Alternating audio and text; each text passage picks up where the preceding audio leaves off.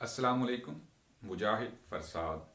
آج کا پیغام: اگر بہو یہ سمجھ لے کہ اس کی ساس اس کے شوہر کی جنت ہے، اور ساس یہ بات سمجھ لے کہ اس کی بہو اس کے پوتے پوتیوں کی جنت ہے، تو وہ گھر واقعی جنت بن جائے. چونکہ ساس بھی ایک ماں ہے اور بہو بھی ایک ماں ہے، اور ماں کا رشتہ دنیا کے تمام رشتوں سے عظیم ترین رشتہ ہے. منور رانا کہتے ہیں: چلتی پھرتی ہوئی آنکھوں سے اذاں دیکھی ہے، میں نے جنت تو نہیں دیکھی ہے، ماں دیکھی ہے. آج کے لیکچر میں ہم دیواچہ، پیش لفظ، مقدمہ کا فرق بیان کریں گے. دادائزم، سرریلزم، شعور، تحت الشعور، لاشعور کا فرق بیان کریں گے. تحقید کسے کہتے ہیں اس پر گفتگو کریں گے. دیباچہ، پیش لفظ اور مقدمہ اگر لغت میں دیکھا جائے تو یہ تینوں ہم معنی ہیں، مترادف ہیں. لیکن ارم سلیم یہ اپنے تحقیقی مقالے اردو میں مقدمہ نگاری کی روایت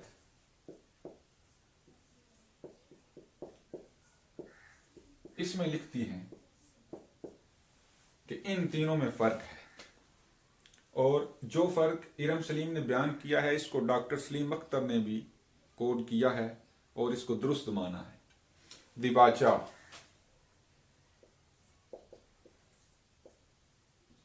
یہ وہ ہے جسے بالعموم مصنف نہیں بلکہ دوسرے لکھتے ہیں. یعنی دیباچے کو خود مصنف نہیں لکھتا، کوئی اور لکھتا ہے. لیکن پیش لفظ اس کو مصنف خود لکھتا ہے، اور مقدمے کو بھی بالعموم دوسرے لکھتے ہیں. لیکن مصنف خود بھی لکھ سکتا ہے، جیسے الطاف حسین علی نے دیوان حالی کے ساتھ ایک طویل مقدمہ لکھا جسے 1893 عیسوی میں الگ کتابی شکل میں مقدمہ شعر و شاعری کے نام سے شائع کیا گیا. تو اب دیباچہ اور مقدمہ اس کو دوسرے لکھتے ہیں عموماً، یعنی زیادہ تر، لیکن پیش لفظ مصنف خود لکھتا ہے. اب اگر دیباچہ اور مقدمہ اس کو دوسرے لکھتے ہیں تو دیباچے اور مقدمے میں کیا فرق ہے؟ اس میں یہ فرق ہے کہ دیباچہ تعارف ہوتا ہے، یعنی کتاب کا تعارف، مصنف کا تعارف، اس میں یہ دو چیزیں ہوتی ہیں. لیکن مقدمہ تحقیقی اور تنقیدی نوعیت کا ہوتا ہے. اس میں تحقیق ہوتی ہے، تنقید بھی ہوتی ہے، لیکن دیباچے میں عموماً تعریفی کلمات ہی ہوتے ہیں، اور پیش لفظ میں بھی تعریفی کلمات ہوتے ہیں، تعارف ہوتا ہے کتاب کا اور مصنف کا. تو یہ ان میں فرق ہے.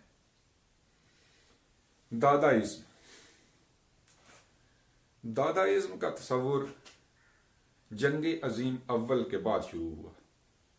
1914 عیسوی سے 1918 عیسوی کے دوران جنگ عظیم اول کے جو اثرات یورپ پر پڑے اس نے نہ صرف عام انسانوں بلکہ دانشوروں اور تخلیق کاروں میں بھی مایوسی پیدا کر دی. تو اس تصور نے جنم لیا جس نے نہ صرف جمالیات بلکہ فلسفہ، سائنس وغیرہ اور مذہب، ان سب کا انکار کر دیا. یہ باغیانہ تصور تھا، اس نے نفی پیدا کی، ہر چیز کا انکار کر دیا.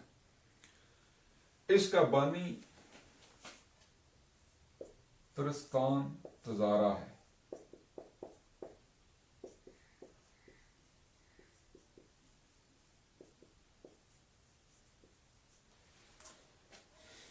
اب اس کی لا یا نیت یعنی بے مقصدی دیکھیے کہ ترستان تزارہ نے اس تحریک کا نام رکھنے کے لیے، اس تصور کو نام دینے کے لیے ڈکشنری کھول لی، اور اس صفحے پر جس لفظ پر نظر پڑی وہ دادا تھا.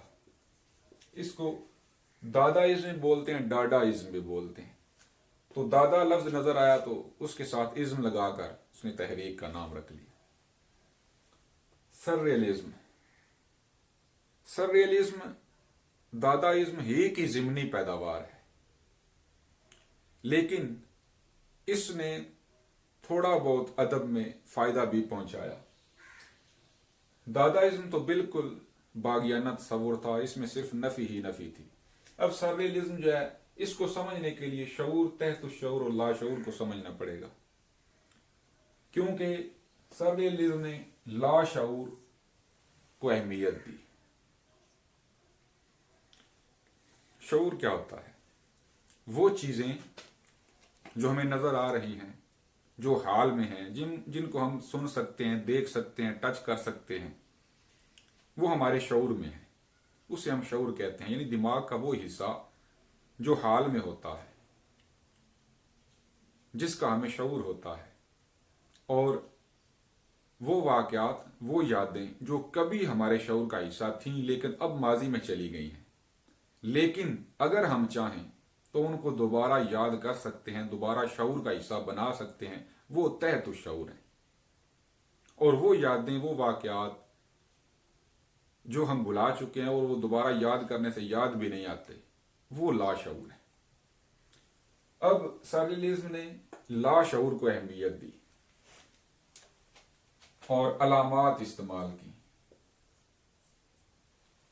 यानी तख्लीकात में लाशऊर की अक्कासी की और अलामात के जरिए ये अक्कासी की। वो तहरीक सर्रियलिज्म है। सर्रियलिज्म में हकीकत के अलावा एक और हकीकत है जिसे मावराए हकीकत भी कहते हैं। यानी इनका कहना है कि हकीकत वो नहीं जो नजर आती है, बल्कि उसके पीछे भी एक हकीकत है जिस तक पहुंचना चाहिए, और उसे वो लाशऊर के जरिए जाहिर करते हैं। तहकीद, तहकीद की इस्तिलाह डॉक्टर जमील जालबी ने वज़ा की। ये तहकीक और तनकीद दोनों से मिलकर बनी है, यानी ऐसी तहरीर जो तहकीक और तनकीद का हसीन इम्तिजाज पेश करे, तहकीद कहलाती है। बहुत शुक्रिया।